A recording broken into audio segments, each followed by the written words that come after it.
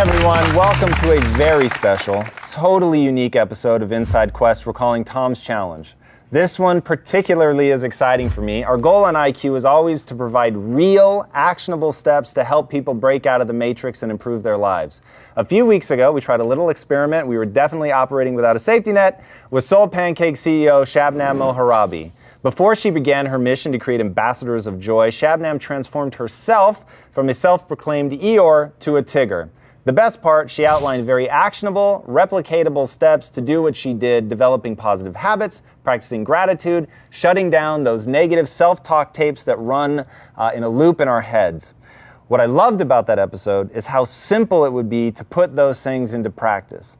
So, and this is the fun part, Shabnam and I challenged the audience to do just that. Take a look in case you missed it. If we were social scientists and conducting some kind of study, we would send them out today saying, try to implement one of these habits, and in a week, see how many of them were feeling like they were able to do it and if it had an impact on them. So maybe that's the measurable That is amazing. element. Now I'm going to take it to the quest level, and I'm going to say, rewatch the episode, write down every habit or thing that you come across without exception, and implement them immediately into your life. Then, let's say 30 days from now, it takes 27 days to make a habit, right?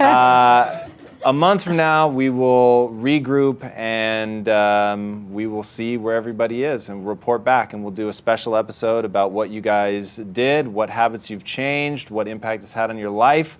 So if you were hoping to show up today as an anonymous person in this audience, that just went out the window. Too bad. So yeah, we will do a special recap episode, and you guys will bring us up to speed, and I think that's pretty fair. Okay. So this is the recap episode.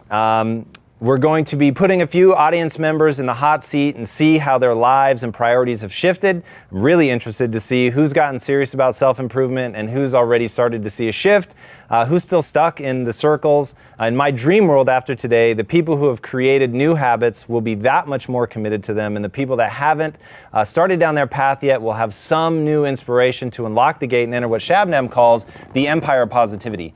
You guys ready for this? Yes. All right, let's do it. So before we start, and Erin, we're going to start with you. There's a few things that I want to just lay the groundwork. So as I was saying before we started rolling, it takes a lot of guts to share this. And it takes even more guts to actually say, I want something in my life badly enough to make a change.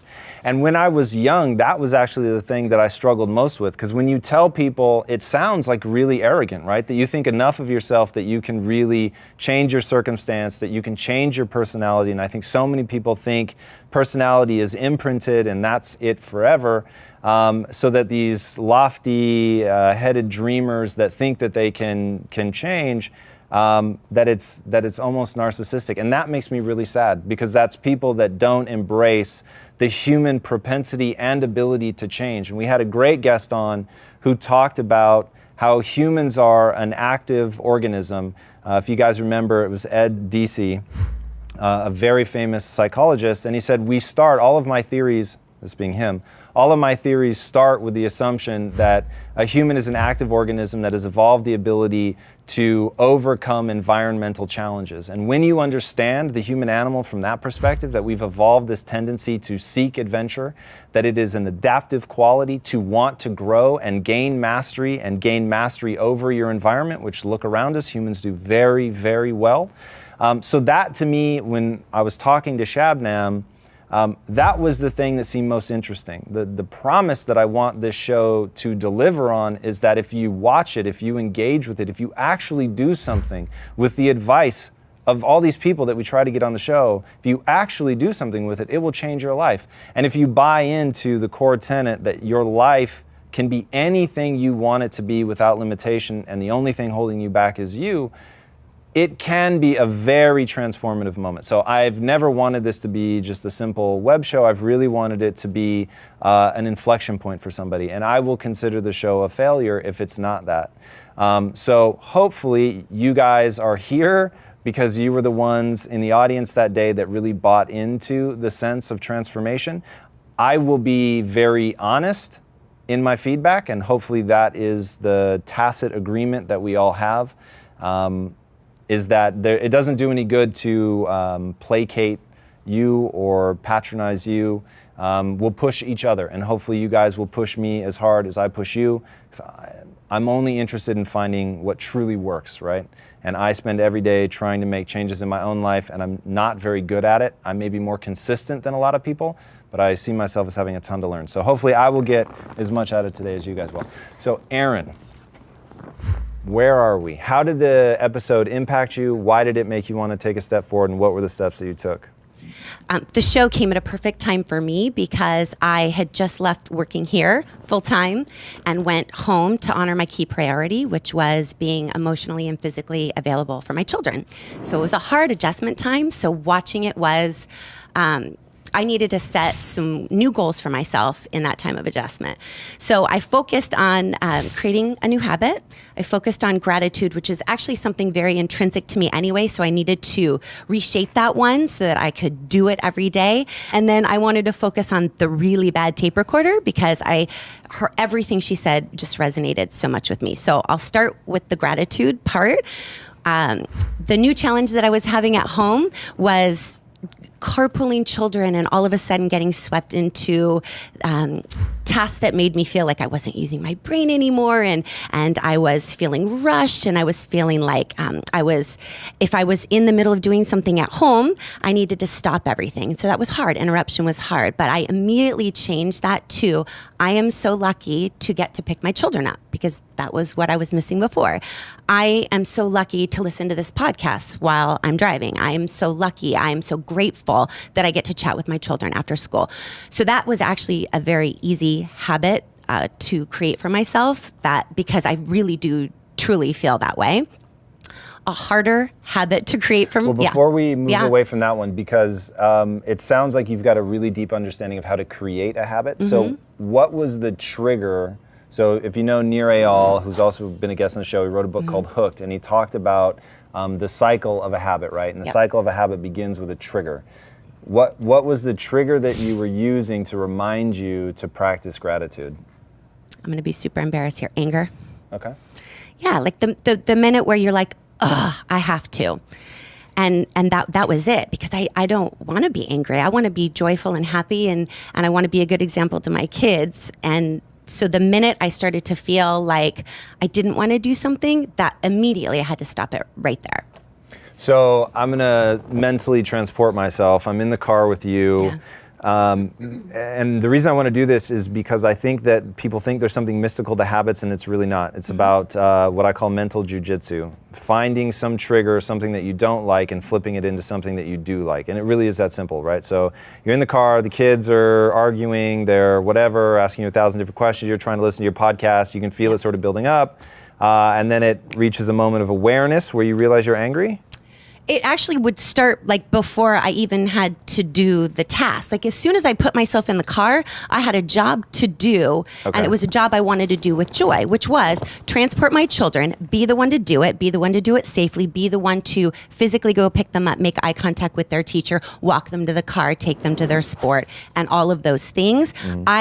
The stress that I was feeling was in having to stop everything I was doing, because when I was a working mom, I was very task oriented. I could do that. And now my time wasn't my own anymore. So I went from needing to not be selfish, but I'm not explaining it very well. No, I think I understand. But because being in the car didn't bother me, I set myself up to not be bothered once I was in it, because I was in the place I was supposed to be. You didn't like the flow being broken. I didn't like the flow being broken, and I didn't like feeling like the tasks that I had to do were going to take me away from the things I wanted to do. But once I was there, I was happy to do it. Right. So you have two conflicting desires, right? I do, yeah. So you've got the desire of whatever you're working on, you don't want to interrupt. You've also got the desire that my family's my number one priority. And those two things are coming into conflict. So that was what was triggering the anger. That was it, yeah. Okay. Yeah. Cool. And so how has that worked so far? It's awesome. I mean, I get to talk to my children because I don't see them as much as I want. They are busy. They're at school all day. They have sports. So to me, it's a treasure. And I see it as a treasure, and I just have to look at it that way whenever I do something with my children. It's a treasure. Okay, so you have another one though that you're saying is a little bit harder. This one's harder. This one is when there's chaos. A lot of times the remedy for chaos as a parent is to get louder or to try to control the situation. And with little ones, that just doesn't work. And your wife is perfect at saying the definition of insanity is doing the same thing, expecting a different result. So I started getting very quiet. And this is just a challenge. I think this will be ongoing until I make it a true habit. But I've just started getting very quiet. So when they are loud, I don't shout. I don't from upstairs, yell down like, you guys need to knock it off. I walk downstairs and I quietly talk to them.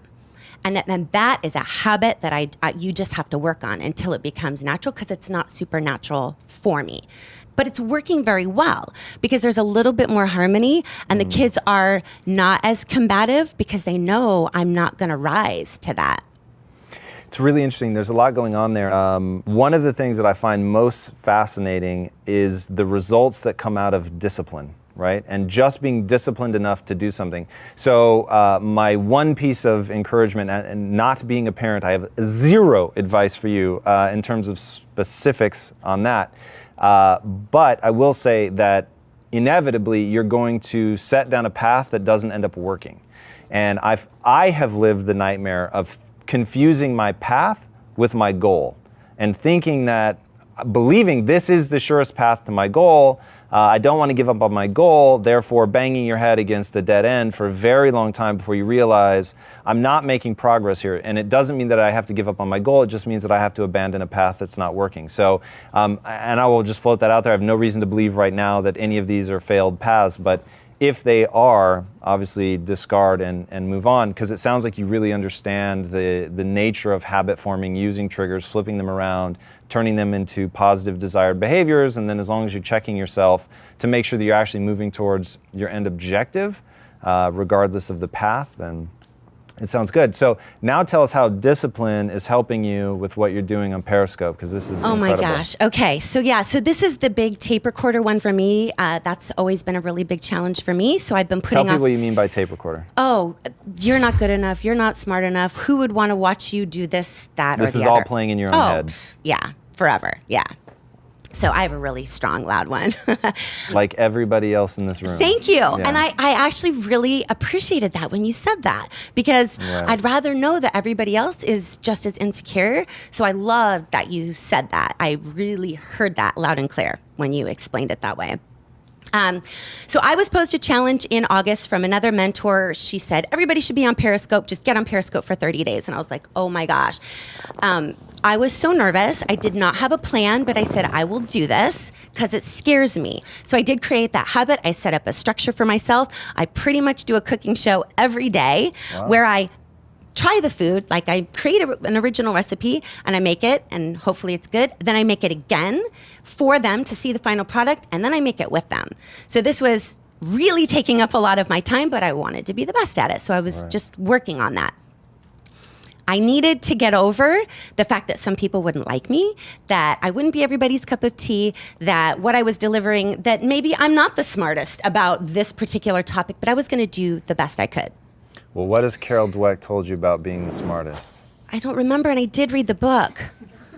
All right, is to put yourself around people that know more about something than you know. And if you truly do have just an inquisitive mind, it's really a joy to be around people that are smarter than you. Unless, of course, you build your self-esteem around being smart, which is Carol's point. And it's the difference between a fixed mindset and a growth mindset. So if you're worried about being smart, you're in trouble. Because there inevitably is going to be somebody who's smarter than you in something. And if you pride yourself just on being the smartest at stuff, you will routinely run into walls. And your world will close in a little bit because you'll start avoiding those areas where you can't be the smartest. Rather, Carol Dweck's advice and mindset is, don't worry about that. Praise yourself or praise others for doing the hard work. Being willing to get better, knowing that there are no such thing as sort of innate abilities. There's only trained and untrained abilities. So if you want to get great at this, then you will, and you'll work. And if there's an area, and this is something that gives me a tremendous amount of confidence and is a trick I use to great effect, and I welcome each and every one of you to use it. I don't mind when people throw rocks at me. I don't mind vicious criticism. The reason that I don't mind, the most vicious, and you can imagine a company our size with a public Facebook that I get my fair amount of vicious criticism. But the reason it doesn't bother me is it's either true and they've just pointed out something that I'm weak at and now have the opportunity to get better, or it's not true, and so what does that matter? But once you can recognize that, whoa, there might actually be, separate the message from the messenger, right? There might actually be some truth in here that can empower me.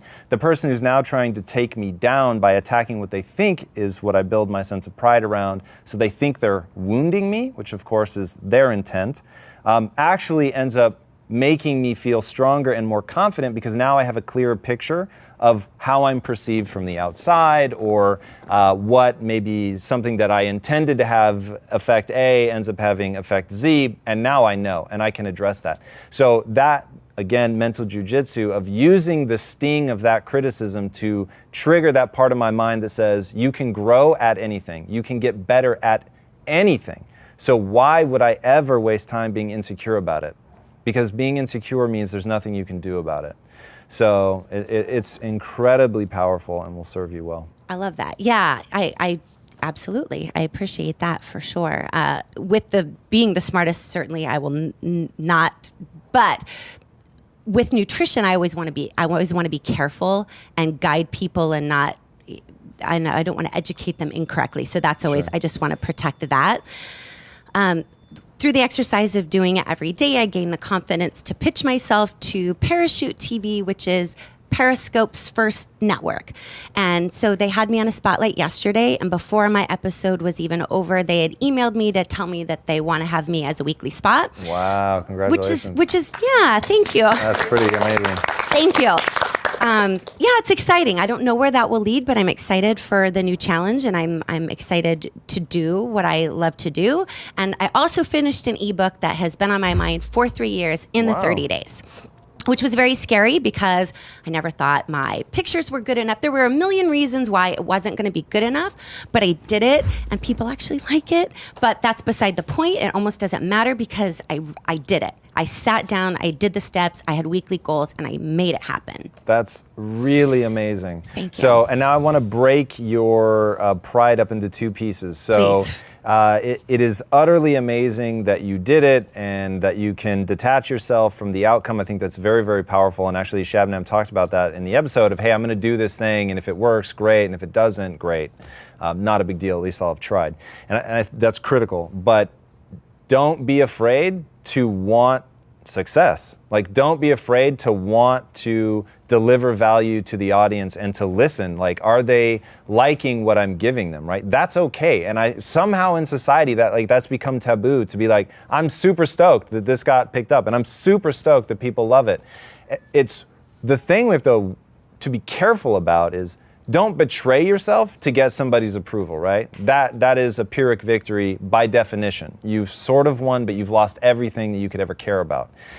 So hopefully nobody would ever encourage you to do that. But within the authentic, my authentic goal for this show is to have hundreds of thousands of subscribers, right? To ultimately be the #1 podcast on iTunes in our genre, those are all real goals. Now, I won't betray what I'm trying to accomplish with the show in order to do it, but to be afraid to put those lofty goals out there ultimately will end up holding you back. So don't be afraid to dream big. Thank you for that. I appreciate that. Thank you. Thank you. Thank you for making me do the challenge. Not making me, but when you say something, I physically have to do it. I love it. It's amazing. Amazing. Well done. Thank you for sharing. All right. Next up to bat is Amy Gann. AG. All right. So walk us through. So was here for the taping of the episode. Was part of the challenge. I kind of just, it was in the back of my head. I didn't do it right away. I was like, I don't have to change. I'm awesome. I'm perfect. So clearly when you have that as your first reaction, there's something. So I actually did take it pretty seriously. And there's 2 words that Shabnam said throughout the episode that really resonated with me, which were attachment and detachment, which kind of, I'm not the most emotional person. So I found that, I find that I'm very detached to things in life, right, as opposed to taking the time to stop and be like, attach and evaluate the situation, what's going on, I tend to internalize a lot of things, which isn't, I know, healthy or good. And I guess a good example of this is my relationship with my best friend, who is literally like the exact opposite of me, where she has so many feelings and talks about them all the time. And I'm just like, I'm not very good at, I guess, communicating how to deal with those or give good advice. Sometimes I say things, they sound very cold and mean and not genuine. So that's something that I've been working on personally. And then as well, I guess kind of taking those words attachment and detachment further. Like one of my biggest strengths is actually one of my biggest weaknesses, which is communication. So like I don't personally tend to communicate things in my personal life, but in real life, in a work setting, I'm incredible. It's interesting because most people would call their personal life real life and not their work life real life, which is... That is true, yeah. Yeah, it's very interesting. So if you don't mind, I want to better understand. So I think the vast majority of the world, their first response is your first response, which is, there's really nothing that I need to change, right? I'm actually very happy with where I'm at in life. And if you push them, they'd probably say, yeah, I don't want to be here forever. But I'm very content right now. What made you stop and reevaluate your initial reaction? It just kind of was constantly in the back of my mind. So just kind of, after the challenge was presented, that's what really resonated and stuck with me, where I was thinking, how does that relate to myself and my own life? And how can I not only stop and realize that, but actually make an effort to change that? What's the goal, though, that you're trying to achieve? Like, is the stated goal of all this, I want a better relationship with my best friend, or is it something else? It's actually a goal of I just want to be better at communicating with her and other people in, all settings, not just work and personal, because those, overlap, as we have a lot of close relationships with everyone here. Sure. And then also I want to be better at addressing situations that come up in all life, and not, maybe there's things that I tend to make decisions on too fast or don't stop and really think and evaluate as much as I should. So what are the hows of your behavior change? How are you going to change your behaviors?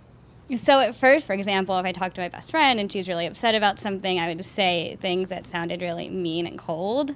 But now I realize I need to have a different approach, and I've actually kind of taken active steps to be like, oh, what happened, dive deeper in the situation and have more empathy, which is something I don't think I have.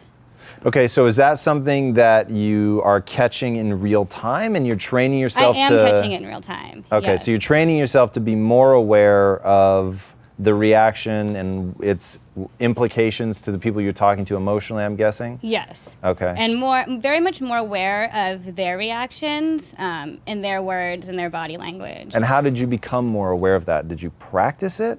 I just started kind of, I guess it would just be practicing of just better evaluating other people and then working to kind of find a way that I could relate to it so I can better be there emotionally.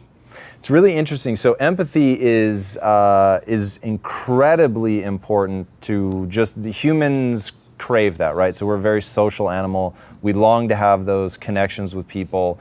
The raw ability for humans to project themselves into somebody else. Mirror neurons maybe are a little bit controversial, but I think they hint at something that feels so intuitively right that I'm going to run with them for a second.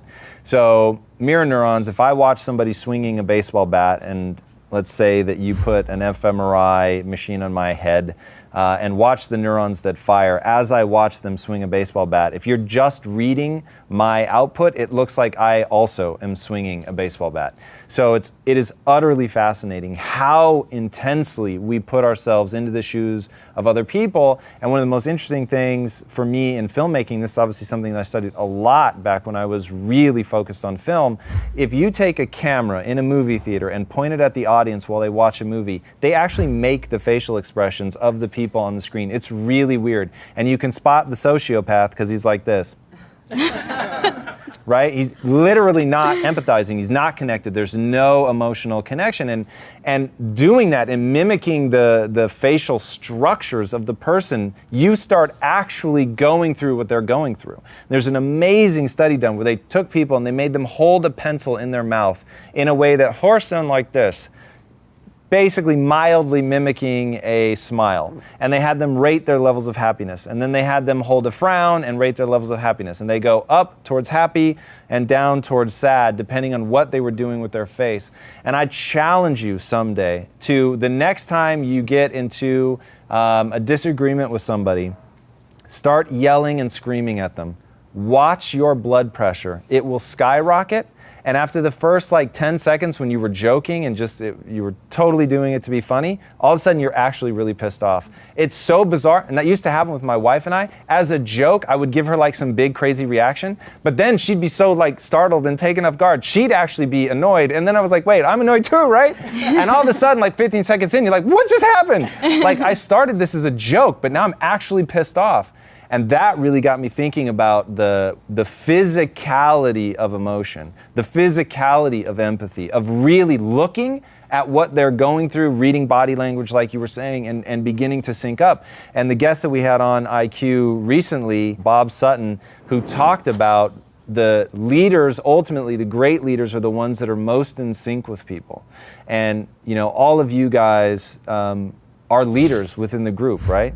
So understanding how to relate and how to really empathize, truly empathize, meaning to understand, right, what the other person is going through is such a critical trait. But I think it's because people don't think you can practice it, which you can, or they don't know how to figure this stuff out, which of course you can read about. But the ability to really teleport yourself into their situation and see it through their eyes is incredibly powerful. And it's, you guys know what I'm trying to do. I'm trying to be able to influence people, right? Mind control. If you don't understand them, then you have absolutely no hope of guiding them. All right. Up next, June. This is going to be my favorite. June, walk us through. Tell us about your transformation. Well, now, I have to admit, as I was sitting here watching the episode and, you gave us that challenge, I was like, oh, I know exactly what I'm going to do. Right. But as soon as, the camera shut down and we walked off set, I just went right back into work mode. And I totally forgot, what the challenge was. And I just totally forgot, and I didn't. So needless to say, I did not do the challenge. Okay. So obviously I knew you didn't do the challenge. We had talked about this yesterday. The reason that I wanted her to still come on, and thank you for obviously being willing to talk about it, because I don't pass judgment on it, right? So the only thing that I worry about in life, largely because I sold 8.5 years of my life very cheaply, and then prior to that, really lived with my head down. I did as little work as possible and avoided punishment at all costs, and never thought about the changes that I would need to make to myself in order to grow and develop into who I wanted to be.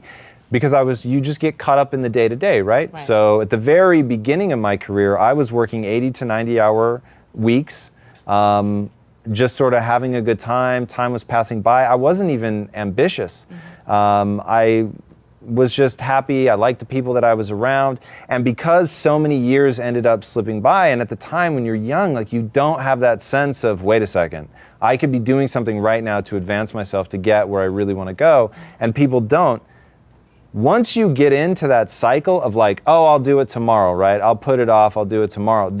There's no more destructive cycle than believing that you will do it tomorrow. There's no more destructive action than to say, I'll start working out on Monday, right? Those are all, they're so self-defeating. And once you can get out of those ruts, I have a core thesis. May I share it with you? Yes. Most people should ignore my advice. Most people don't want anything. And that, by the way, that's not bad, okay? I pass no judgment on that. I will use my dad as an example. My dad, for 40 years, had his eyes set on retirement. And he made it, and he saved up money, and he is living the life he was meant to live. I can't tell you how happy this guy is. It's literally crazy. Now, I would punch myself in the mouth over and over and over, and then throw myself in a crocodile pit and hope that they eat me as fast as possible to get away from that life. That's how much I would hate that life. So I get for everybody, some people, like we all want different things. So truly, most people probably, they want to go home at night, they want to watch TV, they want to chill, they want to relax. Now they're probably not watching this show, so I will get back to the people that are, who I make the one fundamental assumption, that you are wildly ambitious. That there's something, doesn't matter what it is, but there's something you want in your life really badly. And I know the secret to making that happen, the only secret that exists is getting out of your own way. Finding all the myriad ways that you trip yourself up. And there's a couple that we'll talk about today. One is laziness. I am profoundly lazy. Now, we have the good fortune of having two people here today that can vouch for the behind-the-scenes laziness. My sister, who I promise you has shell shock PTSD over the level to which I am lazy, okay? Because she has done probably more of my chores than any human being has the right to have done, simply because I would fight so hard to not do them that it was such a strain on my relationship with my mom that my sister would just try to make things go away, right? Because it was just, that's how lazy. And my poor, long-suffering wife, who, oh dear God, like I wouldn't have a yard until I could afford to pay someone else to clean it. I was prepared to live in a hovel because I was never going to mow a lawn again. Like, once I don't value something, I have no intrinsic work ethic. None. It has to be in service of something that I want really, really badly. So laziness holds us all back. So when I hear that you didn't do anything about it, and I believe that you're wildly ambitious, then I know we've got a motivation problem, right? So you're not sufficiently motivated to overcome the inertia of the laziness of, oh God, another thing, and you let yourself get caught up. The other thing that really holds people back is probably not an issue in this case, but it's something that's really, really profound, and I would consider the thing that is most destructive in people's lives, and that's emotion, right? So people let their emotions get the best of them. So I will give you an example from my own life. Running a company as visible as ours, social media is a double-edged sword, right? So the more I allow myself to be visible, the more I am the whipping boy for the mistakes that I make, right? Because I have allowed myself to be the very public face of a very public company, not public in the market sense, but just public facing. And people come at you with, they come at you viciously, right?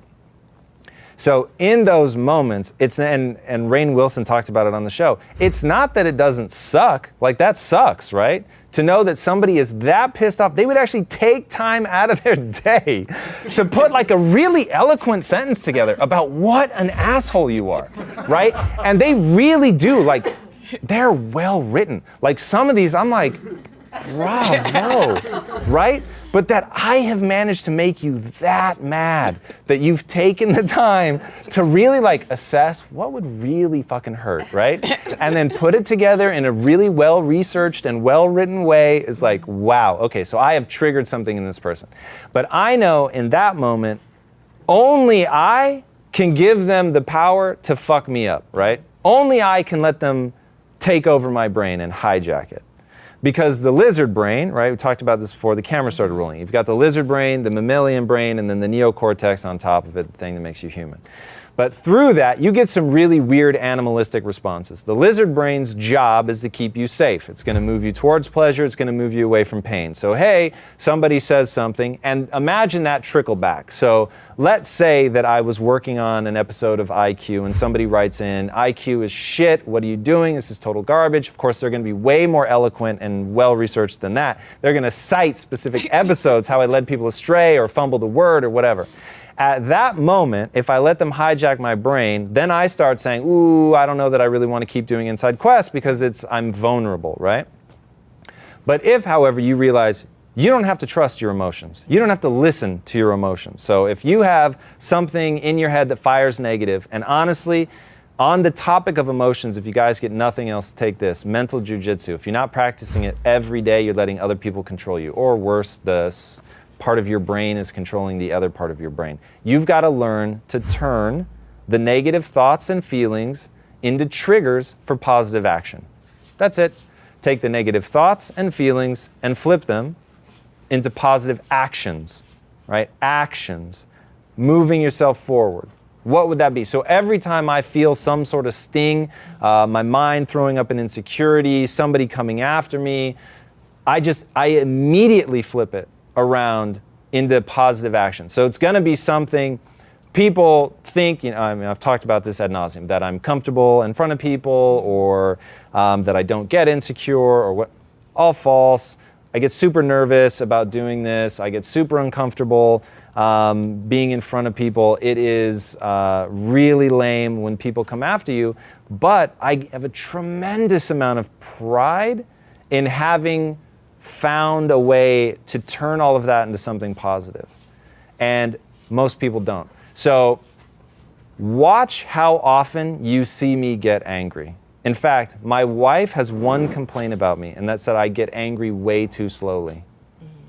The reason that I don't get angry is because I got angry, I just flipped it into something before it reached my face, right? I flipped it into something before I externalized it, because I know in very rare circumstances will anger move me towards my goals. Now, it will sometimes, and those are the times that you're going to see me get angry, but you're never going to see me get angry out of control, because that doesn't serve me, right? So number one lesson, if you want to do something great with your life, get control of your emotions.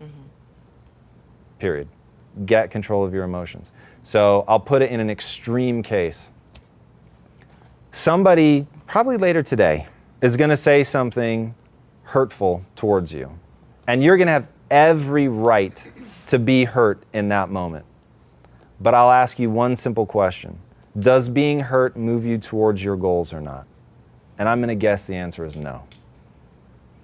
So if being hurt doesn't move you towards your goals, and you don't immediately flip that sting, which will exist, but if you don't immediately flip that sting into positive action, you are failing yourself. Now here's the advanced class. When you realize, oh shit, I gave in again to the negative voice in my head, I didn't flip it into positive action, I'm a terrible person, right? If you start spinning out of control, like now you're just making it worse, right? So ask yourself again, does beating myself up over not having turned that thing into positive action serve me, yes or no? And if the answer is no, then that's where we stop. Cool, we messed up, we didn't take advantage of the situation, but beating myself up over it isn't going to help me. Now, all of life is disciplined practice. This weekend, there was something really niggling at me. It was really bothering me, and it was on my mind. And then I had the chance to speak to somebody that I love very much. And I was like, all of life is disciplined practice. I'm going to fully engage in this conversation, and I'm going to play a game with myself, and I'm going to see how much can I compartmentalize that thing that is not serving me, is not moving me towards my goals, push it off to the side, and have a very engaged, real, totally authentic conversation with this person. And like at first it was kind of rough and it sucked and I was all like only sort of partly there and you're like, well, sorry, what'd you say? Repeat that. And then finally you get into it. That to me is how you use disciplined practice to get ahead mentally. You literally make games of this stuff. You literally take the lemons and you make lemonade. But you got to practice it. Practice. Yeah. All right. Thank you. You're welcome. Next up to bat, Ray. All right. Awesome. I was waiting for this. All right. So this actually started before the Shabnam Mogharabi episode. Mm-hmm. And it was actually a year ago. I actually kicked down the door of your office. And I was frustrated at my own self of where I was as an entrepreneur. I was finding myself with 1,000 ideas of how to get rich, and I was not following through with them. I'll work for a week at it, I'll find myself stuck, and I'll quit. And I asked you, why was this happening? And you basically told me that the things I was doing, I didn't have any love for it, and all I did was care about making money. And initially, I thought, like, makes a lot of sense, but what I love is making money.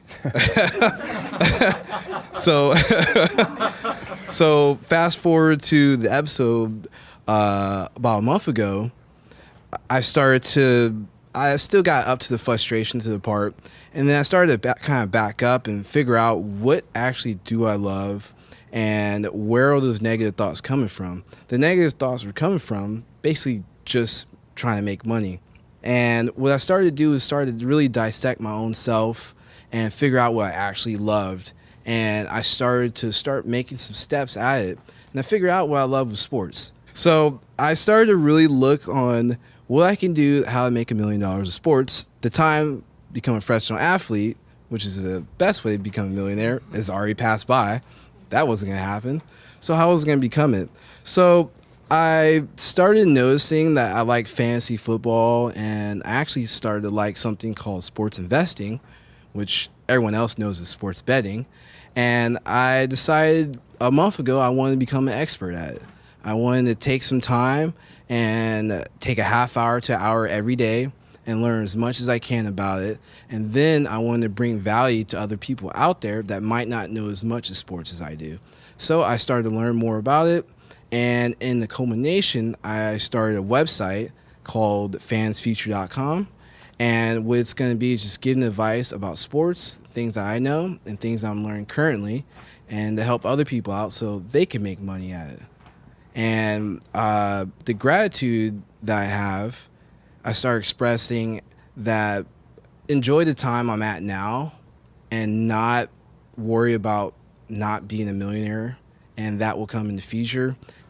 And it's really helped me because I've actually started to like what I'm doing. Like before, had no interest, and now like I actually see some growth to myself. So I'm really on the bridge to success. Got the rope out of the matrix. I'm climbing that mountain, and I'm going to get to that plane or where I'm out of the matrix, and I'm going to be where I'm at. It's amazing, man. That's a really awesome tale of discipline and time allocation. Time allocation is such a big deal, and so often people don't realize how much time they have. Tony Robbins has an awesome quote: people overestimate what they can do in a year, and they underestimate what they can do in a decade. Once you get past that overestimation of what you can do in a year and you start playing the long game, it is transformative. And I don't like to limit myself, so I don't want to say that it necessarily takes 10,000 hours, right? That's sort of the golden rule. It takes 10,000 hours to become a master at anything. But if you can embrace that you would have to clock 10,000 hours in order to get there, like if you still want to do something that's going to take you that long, then you know it's really something that you care about, and it's really something that you will gain mastery in. And if you're using disciplined practice during that time, you can transform your life in 10,000 hours. I mean, to become truly unrecognizable. So having the discipline to do it every day, having the discipline to chase something that is more fundamental to the human condition, which is the love of the thing you're doing right now, which is way more human than the sort of distant, I want to have money, which people think it comes fast and it doesn't. So assume that money also is going to take you 10,000 hours in order to get to it. Wouldn't you like to enjoy the 10,000 hours? That's an amazing story. I love that. Thank you for sharing. Not a problem. All right, next up, Melissa. Hello. Hello. I had a hard time starting because that's my problem is I have a hard time starting a lot of things, and I just kind of get stuck in my head and end up just kind of sitting on the couch not doing a lot of things. And so that's kind of my problem and something I really need to get past and get forward. But one thing that really resonated with me with her in that kind of along the same realm was that she was the Eeyore. I think with me, I kind of let things stop me. I kind of let, a lot of times I think it's probably people as well. I don't assert myself as much because I'm very easy, just kind of, okay, sure, yeah, let's make that work and try and make everyone comfortable. In the end, everyone's comfortable and I'm just kind of like, well, where am I going next, So. And are you enjoying being more assertive? I mean, a little bit, yeah, because I'm kind of, not that I'm trying to be really, mean and everything, but in a way, it's just kind of like, it does make you feel more empowered, and it does make you feel like, okay, if I can get past this and I can do that, and everything's still okay, everyone still likes me, and everything's still going smooth. And like one thing someone asked me before is like, where do you see yourself in 5 years? I hate it when people ask me that question because I'm always just like, well, I guess it depends on, and I always put other people's, situations in front of mine. So now I can have a clear path of my future and not really have to worry about if everybody else is okay and everybody else is taken care of before that. So that's that sense of not wanting to be asked where you'll be in 5 years is actually a really interesting litmus test. The only time I ever really get to ask it is in job interviews, and people come prepared for that. But I honestly think most people fall into the camp of there are so many variables they're not sure where they're going to be in 5 years. I have a real simple thing by which I judge my beliefs, right? So my beliefs and my actions. I state a goal. This is my goal. And then everything is filtered through that. So does being assertive move me closer to my goal? Yes, then I'm going to be assertive. And everything has to be checked through the authenticity filter for sure, because you don't want to, if you aren't a person who, enjoys pushing or, asserting yourself like that, then you may be asking yourself to do something that you actually don't want to do. So to me, it all comes back to what that goal is that you set for yourself. And one thing I fear is that people believe that something society has painted for them is the true acceptable goal, right? And I am like the biggest problem in this, in that I am so aggressive about my own goal, right? Which is I'm very ambitious. Obviously, we're here to end metabolic disease. Like, we're chasing it hard, and we do and believe that which moves us towards that goal. So I get how, without the qualifying that and letting people know, inside you is a voice, and that voice is telling you the thing that you want. And if that thing that you want requires you to be aggressive, awesome. Then you're going to have to be more assertive. You're going to have to put yourself out there and keep fighting, because that's what you're telling yourself you actually want. But if, on the other hand, your values guide behavior. So if your personal values are harmony within the home, right? Then you really have to check yourself against that value. So what would you say is, for you, your highest value? my highest value, I guess I want to be valued higher, and I want to stand out, and I don't, and like you could probably even tell, I have a very soft voice, and that's kind of hard for me, and so that's where I want to come out and just.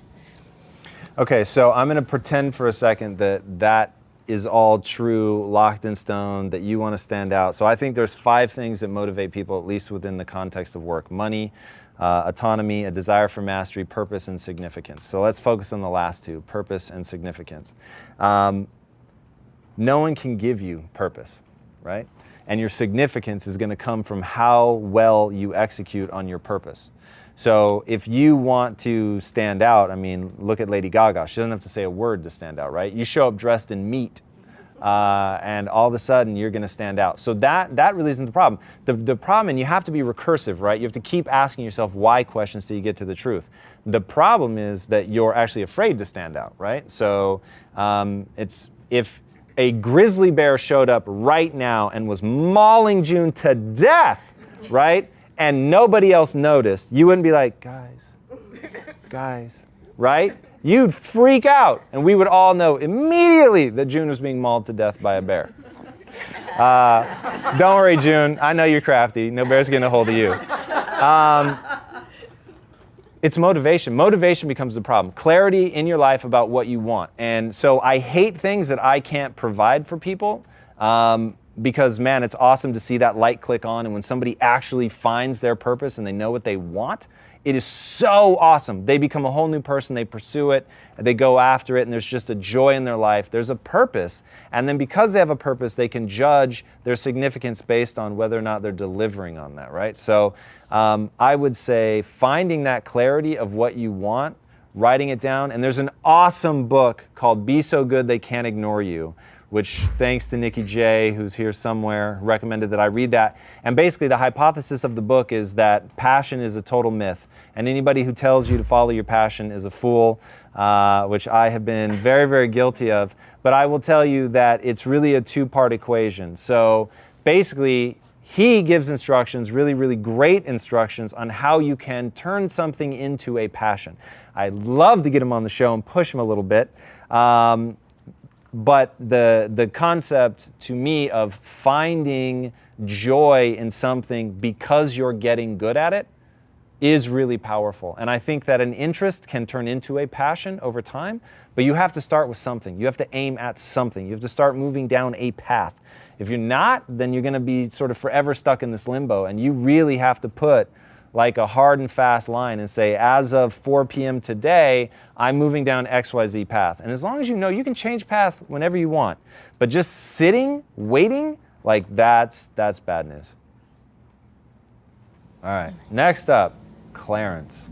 Okay, so after the episode, I said, oh, okay, let me try something. And I decided to do push-ups. Didn't quite work out the way I wanted it to, but I was doing push-ups before I went to sleep and when I woke up.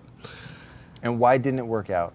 Because I didn't quite do it every day before I went to sleep and when I woke up, and then not doing it one day, turned up not doing it the next day, and then procrastinating, and then it's been about a week since I did one, and so things of that nature.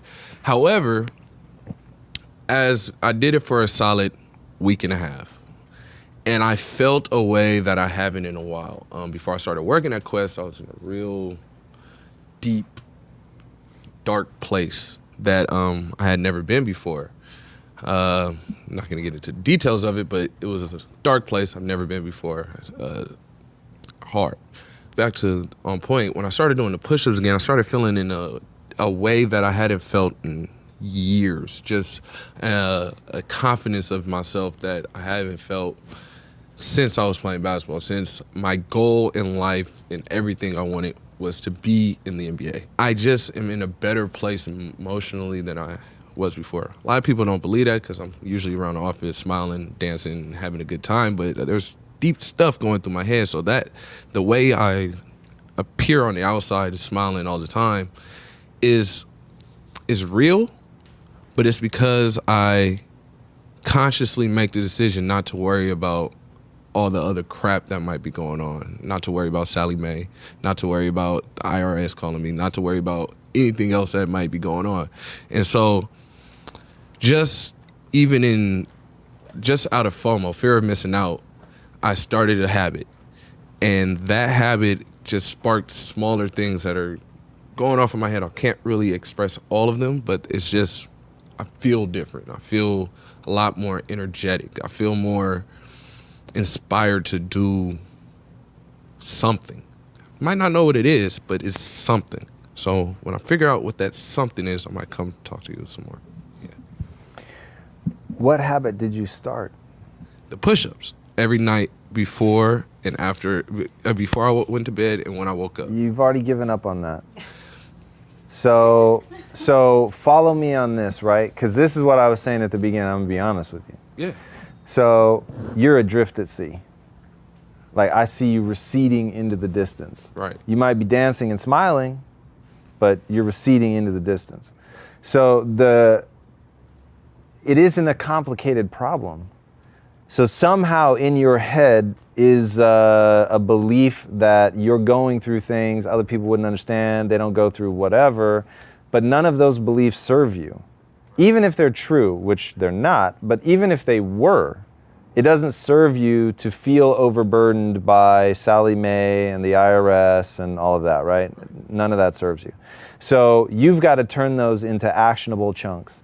And this is, people let themselves feel overwhelmed as if feeling overwhelmed somehow made the problem go away. Feeling overwhelmed does exactly one thing. It makes the problem worse. That's it, yeah? So feeling overwhelmed is kicked up by the lizard brain to make sure that you act. It keeps going because you never take action, right? So Honestly, what you need to do is break your world into bite-sized pieces that you will enact. Now, here's the problem. You lie to yourself. So now you've got a problem of you can't trust yourself. So you've got to put yourself in a situation where you can earn that credibility back with yourself immediately. I say oftentimes that the body is a reflection of the mind. The only reason that doing the push-ups every day is interesting is because that's you saying, I said I would do it, and therefore I am going to do it, come hell or high water. And every day that I don't do it, I know that my mind is not where it needs to be. So start small. Tell yourself, I will do a push-up every night before I go to bed, and I will do a push-up every morning when I wake up. On your knees. Fine. Like, it doesn't even have to be like a full-fledged push-up. But you said you were going to do it, and you're going to do it. And there's no universe in which you don't do it. There's a universe where you don't get any sleep. There's a universe where the doctor calls up and says, you're on a fucking broken arm. What are you doing? You can't do push-ups. All of those worlds can exist. But the world that can exist is where you told yourself you would do it, and then you don't do it. That world, my friend, is out of the question, unless you want to continue to drift out to sea. Now, the great news is you have exactly one enemy. That's it. You've betrayed yourself and lost all sense of confidence and belief in yourself. Nobody else. This is not Sally Mae. This is not the IRS. This is about Clarence telling Clarence he's going to do stuff, and then Clarence doesn't do stuff. Right. So back it up, because we've got to change behaviors. You need to win. So you need to pick a behavior that you know you will stick with. And then cool, when you feel like 2 push-ups, do 2. When you feel like 5 with your knees up, do 5 with your knees up. But don't say you're going to do 5 when you know you're going to do 4 on your knees. Just say, I'm going to do 4 on my knees and do 4 on your knees. And then you know, when I say it, I do it. And then you will start to get excited to see, I want to push it now. I'm actually interested because you've got the cachet behind you of these wins. But when it's a failure, you teach yourself failure's okay. This advice goes to you. You guys, failure's okay. For you, failure's not okay, right? That's precisely what you have to root out of your life. But it comes to making promises that you're actually prepared to keep, and then knowing, okay, cool, I keep my promises. Once you have that, you'll feel better, it will set you on the right path, and you can start making bigger and bigger. We can take this offline and get way more philosophical and deep, but that's where you need to start for today. Okay. All right, everybody, that's the end of part 1 of this special 2-part episode. To watch the second half, be sure to click right here. Thanks for spending your time with us today, guys. Take care. Thank you guys very much. Amazing.